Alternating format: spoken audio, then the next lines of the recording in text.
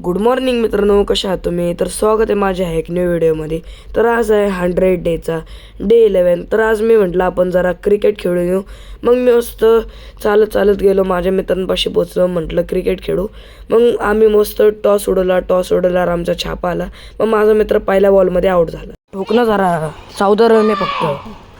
मग मी माझ्या मित्राला म्हटलं जरा 6 एक मार. तर माझ्या मित्रांनी तेच ऐकून मस्त एक छकडा दिला. मग छकडा मारल्यावरती आमची बॉलिंग आली.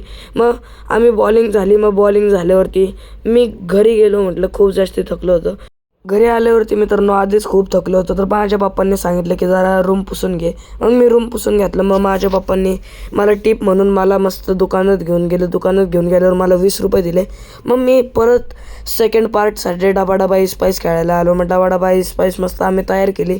तर तयार केल्यावरती मग आम्ही मस्त तंटा फांटा घेतला.